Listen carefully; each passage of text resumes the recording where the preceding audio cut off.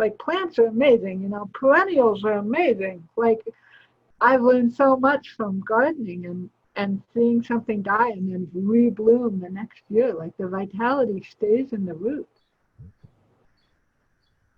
And I think it's the same in all of us because we're living beings. And even if we get beat down, somehow we're still alive. You know, some people do take their own lives. They can't handle something, right? But, or sickness takes them. That's a different story. But like we can, there's always that potentiality there. And it's not for us to judge, oh, this is what should happen for this person. None of the James Joyce likes to say, and if you keep studying with me, you'll keep hearing, it's none of my business how the process of healing is occurring. What's my business is to create the conditions for healing to occur. And what I'm trying to teach is how to help you create those conditions. But how it looks, it's not up to me. I might judge it. I might have an opinion about it. I might think it should be, but ultimately, it's not up to me. And if we can help, then we help people have more choice around it and have more of their own capacity to decide, oh, it is up to me. I could do something. I could step out of this place where, you know, I've been victimized by X or Y or Z, and I could do something now, even a little thing. And then that little thing with the right support becomes like a little sprout that you start, you know, before you put it in the garden, you start it. If you put it in the garden too quickly, it's going to die. It needs that extra. So, and lots of times, and that's kind of why we were doing what we were doing on Thursday. So a lot of times, people don't even recognize when something's starting to sprout up. Because they're so focused on like the barren ground or all the seeds they planted that never sprouted that they might miss the one over here that's going like, hi, I'm actually making it over here. I've got a new possibility growing.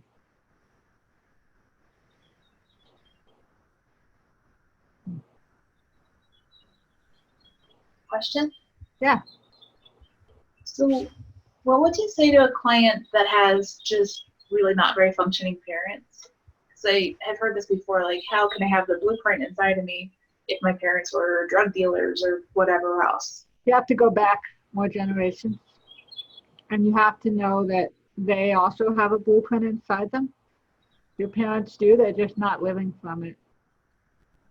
Probably not living from it, or it doesn't look like it. Let me pause actually, because it's kind of that same realm of question as, you know, what about childhood sexual abuse? Can we say that that's part of the blueprint? Like on one level, I don't feel qualified to answer the question of like, what would I say about those parents? But on another level, I feel like everyone has a blueprint. And the parents might be obscured for the child, but for the parent's own life journey, there may be some real wisdom in them really diving into what looks like imprint, you know, and lack of capacity. Whoops. Oh, what's going on? Maybe every embryo starts fresh. Say that again? Maybe every embryo starts fresh, like that's a perfect blueprint, regardless of where your parents came from. It has a seed of it. I mean, it's a little more complicated because, you know, there's the DNA level and the ancestral level. Like we are the creation of our parents, literally, and we do meet their stories and their lineage as we come in.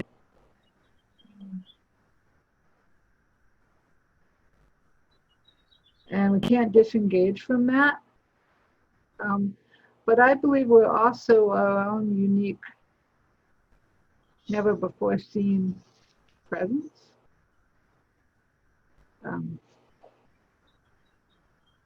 And so again, it kind of becomes, what are you oriented to? And how do you hold the whole of it? There is a way in which embryonic development, and like we were talking about stem cells, there is this place of brand new, clean slate, all possibility that's happening physically in the first days of life, first weeks.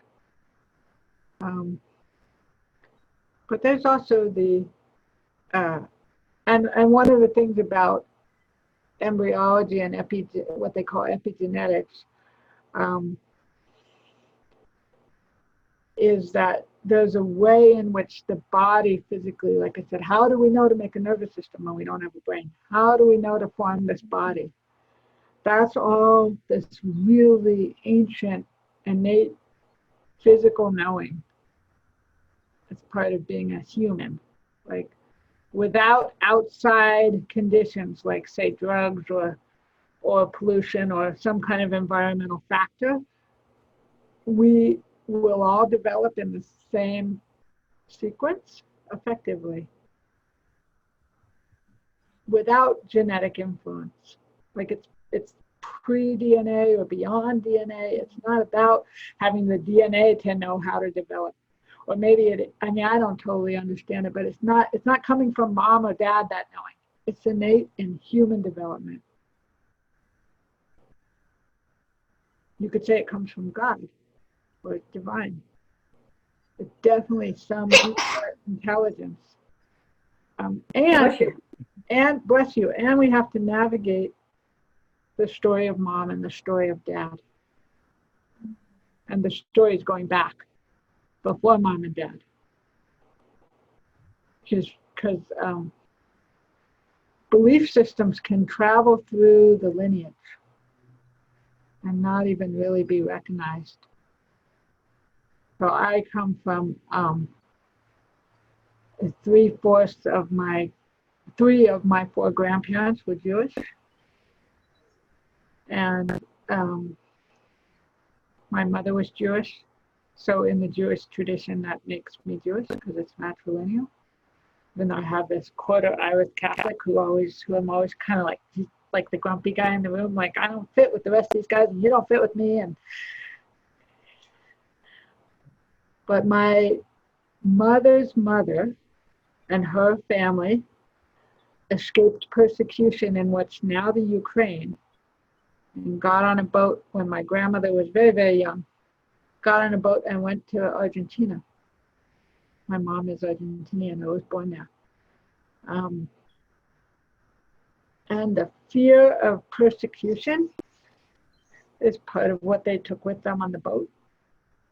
And then my grandmother married my grandfather, and something in that dynamic, well, many things. I never knew my grandfather. I knew my grandmother, but the power dynamic or the relationship dynamic or the power dynamic in the relationship meant that Catholicism was how the whole family presented. My mother and her brother went to Catholic school and grew up Catholic. And my mom didn't tell me about being Jewish. She told me about Jesus. And I spent my third Christmas sitting under the tree waiting for Jesus. I didn't care about Santa. I was really mad that this Jesus person didn't show up. I had affinity with it too. And I wasn't raised in either tradition, really, Jewish or Christian, but there were drops of both. And in my mother's family, I wasn't there, but something happened. Well, how much it was spoken and how much it was unspoken, I don't know. But the fact that my grandmother was Jewish became a family secret. a big family secret. And so much so that when my parents were dating each other, my dad being Jewish on both sides, when my parents were dating each other, my father took his girlfriend, my mom, to meet some of his relatives. And through the conversation one afternoon, his relatives, my relatives, our relatives, pulled out of my mom or figured out that she was Jewish. And she had never spoken it out loud, the story goes. But that day she admitted it to her eventually to be family. But yes, I'm Jewish. And it became this big thing for my mother, I'm told. And fast forward about 50 years. And my mother's no longer alive. She's no longer alive now, but she wasn't alive about 15 years ago.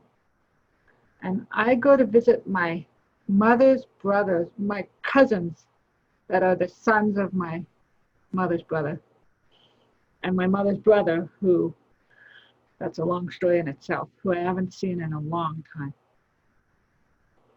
And I've always been this person who wants to know about the lineage. So I'm asking my uncle all sorts of questions.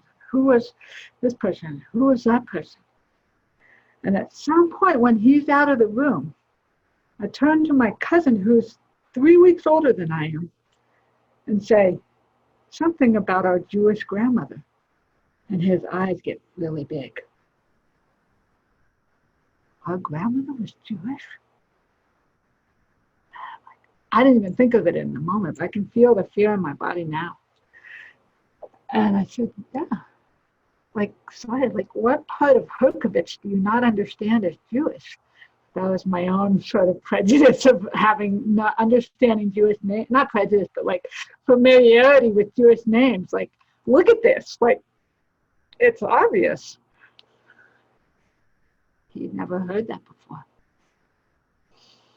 And what I didn't know then, but what happened was I talked to my uncle many, many times after that, but we had been estranged, and then we had this beautiful reunion.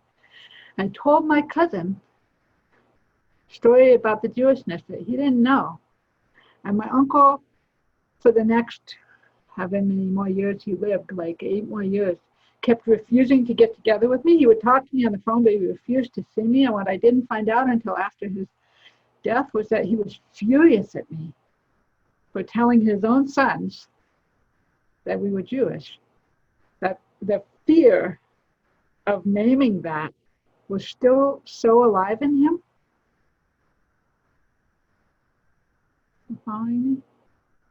That this fear that started from actual persecution and terror of being killed for your beliefs carried down into this family secret that even 50 years later, when it was spoken, created so much fear and anger that it got spoken. Because it hadn't been resolved.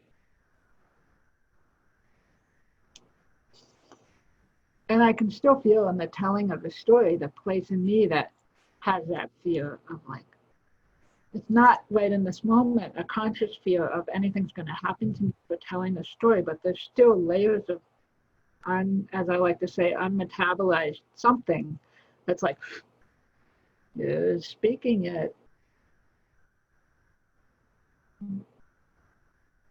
Oh, why did I tell that story? I think I told that story because we're having to navigate the fears and unresolved griefs and losses and stories of lineages.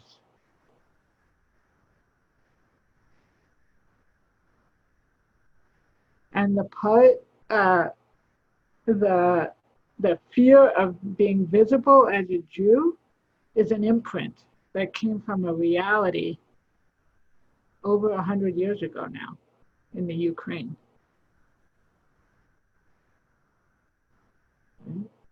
But, and there are still plenty of situations where Jews get singled out.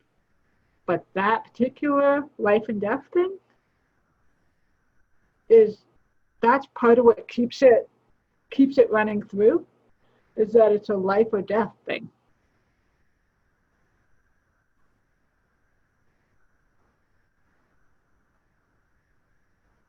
Boy, I wasn't planning to talk about this at all, but I'm going to listen to this recording because I'm always trying to tell the ancestral piece better. And I think I did okay.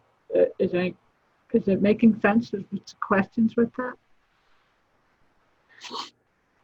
So that's an example of a generational imprint. There could be many different kinds. It doesn't have to involve prejudice.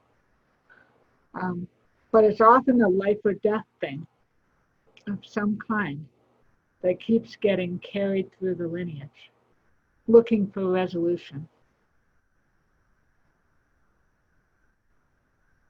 And the hope in that is that we were planted in to the extent that we humans embody the same seed story of being a seed from, having the material in us from previous generations and sprouting into a new form and living our life now as best we can, then we embody all that potential for something to heal and change. And our parents did too, and their parents before them. But they may not have had the conditions to make the change that now seems possible for us, right? Yeah, Margaret. So for me, that comes back around to what you were talking about earlier about naming things, and the value of naming it is to help us be able to differentiate too. Like once we know something like that, it helps us understand this underlying fear, and we're able to name it and then also differentiate from it, So it kind of comes back around to that earlier thing you were talking about of naming. Right. Yeah, totally. And if it's a family secret, it doesn't get named.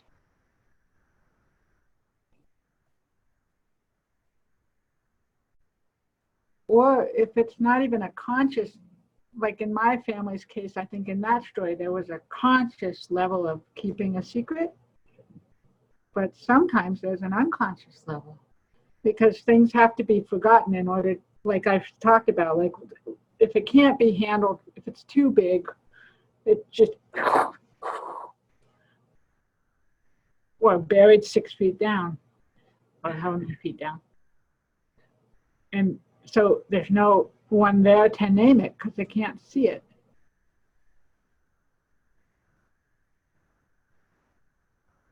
But I've also discovered that, and been told and tried it out, that if you make up a story, the universe will then conspire to tell you what actually happened.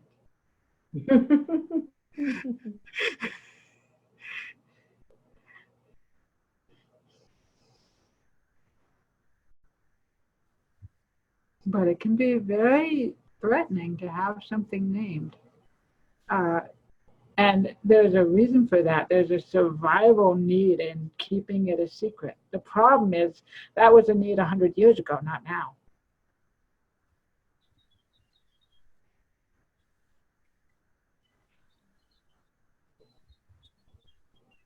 I want to share an example of that. I hope it's not too dark, but years ago I used to work in child welfare on the sex abuse team. So I learned a lot about family dynamics, and we used to draw these family trees that unfortunately sometimes kind of curved in on themselves and looked like bushes. It was like ancestral relationships. But I saw it, and it's kind of haunting now actually to sit in meetings with parents whose kids have been sexually abused, especially moms, and they just got the deer in the headlights look, and they said, well, I was touched when I was a kid, and so that couldn't have happened to my child. And then you look back through the lineage, and there's, I don't even know who started it, but all kinds of people that were abused that turned into the perpetrators later. And there's a lot of power in not sharing those secrets either, and keeping it so hidden. Say it again. There's a lot of power in what? In not like facing those secrets. It's just like standing water that festers. And it was almost every case. At first I was skeptical. I was like, no, we can't stereotype. But then just working in it for so long, I was like, with a few exceptions, but almost every family had it very generational. And sometimes it was like sibling on sibling. And so it's pretty powerful work to make people face the truth that we have to change this cycle now. And I know it's going to be hard to face your own stuff as a parent and then to admit that's happening with your kids, but we need to shed some light on this and break the pattern and start going a new direction. I think the biodynamic approach that we're taking is really well suited to shedding light on the pattern, because if you can first, or at the same time, ground in the what's okay now. Mm-hmm. Doesn't even have to be good, but better, you know. And even like you're so good at doing, Becky, like make a list of all the things that are possible now that weren't possible for that other generation, you know, levels of support they had that's there now, or what wasn't possible for the mom when she was a kid that's now possible for her kids, or you know, and just really start by that possibility and letting it permeate through, even the idea that this doesn't have to continue. Mm-hmm. That it's continuing because it's a story waiting to be heard, or waiting to be told, or telling itself over and over until someone finally goes, like the story with the guy with the finger gun. What the hell happened to you on that day? Why do you keep doing this?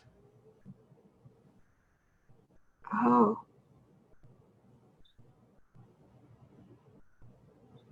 Yeah. Not always that simple, but it's really, really, really helpful and possible when the perpetrators are either no longer alive or in another state. If you can resource that fact that it can't happen again. I've seen so much change from somebody's body actually getting that their father could never do that to them again because he's not alive. It actually cannot happen again. Oh.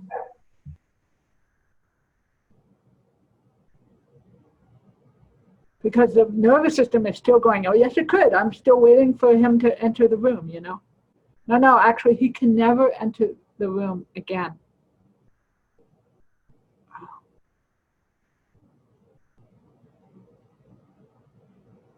Like that's, I mean, you can know that intellectually, but the reality of getting it in your body is when something changes.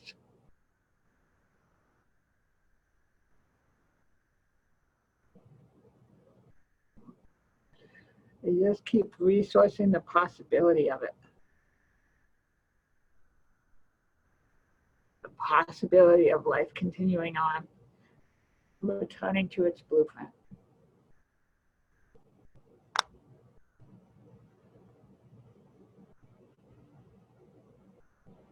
Or not returning, what do you call it? Having more access? What were you going to say? Somebody say something? Having more access to what's already there. Sorry, you trying to say something? You got it. But I was also thinking about something I've noticed is with these patterns that go back through generations that's really amazing is that when we heal something, a part of ourselves that's associated to those generational patterns, I've actually felt the healing ripple back. Me too. Yep. Through generations and also ripple forward. It's like the stone in the water, you know? It's like my healing, this pattern heals it for the family, you know? And so people that when we're in these situations where we start to have the right conditions. Right. It's an amazing opportunity for our whole lineage. Right. And I think that's partly because, well, yes, I totally agree. And one way I understand that for myself is that the universe, it's funny, I was going to say the nervous system, the nervous system runs on a more universal time. Like where past and present and future are all gathered together. My teacher, Martine Practel, calls it all time, where all possibility lives together. And it's really different from the linear time we're used to, but it's, like I said, the blueprint's always within us. Those forces that created us are still creating us. That nervous system knowing, those stories that were handed down, good ones and bad ones, from our people going back, are still known to our bodies at some level, right? And now, like I wasn't alive in 1906 when my grandmother's family fled to Ukraine, but the egg that became my mother was already inside my grandmother. The cellular makeup's already there.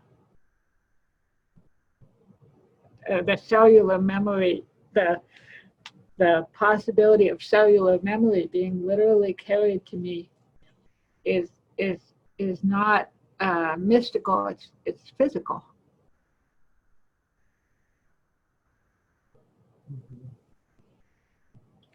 I love that, what you said, Margaret, that the nervous system isn't limited to time. It's not. It's not. Go ahead. I never thought of it that way, but I love, it's true. It's experiencing everything like now. Yeah, I mean, we know that already, right? Like, you get triggered, and you might not even be conscious of what you're being triggered by, but it's something in your past that's suddenly meeting the moment in the present going, this again. Mm-hmm. If you were meeting it for the first time, you wouldn't have the same response.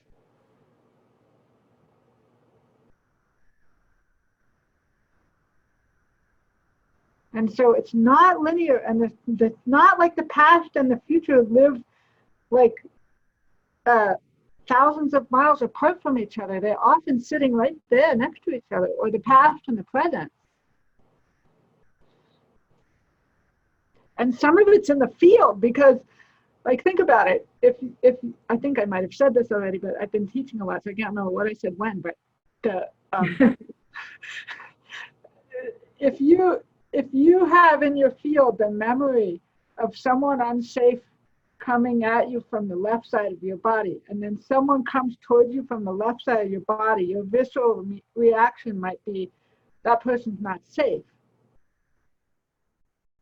But it's not about that person. It's the memory of someone not safe at some point coming from that direction. And a whole bunch of other people could come from that direction and you would never feel that way about them, but maybe this person had a certain pace in their walk or a certain suddenness in their voice or voice tone, or who knows? It doesn't even have to be conscious.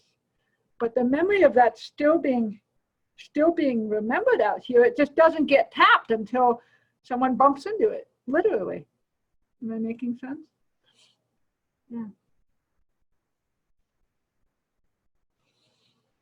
So then the job is to go, how do we differentiate then from now? Because if they're living right next to each other, then we have to kind of pull them apart and focus on now. Not to ignore them, like not to pretend that never happened, but to be like, now you have more choices, you have more resources, you're older, you can get out of a situation, or what support do you need to get out of a situation, or what do you want to do? What do you want to do now that you couldn't do then? Like the running thing. Like, it's never too late. Needed to run. She couldn't run. She run now, healing happens.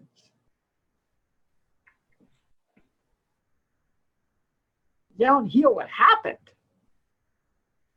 You heal the relationship to it.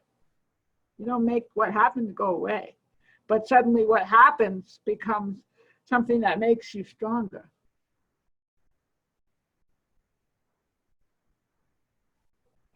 I get so hopeful, like it's so hopeful.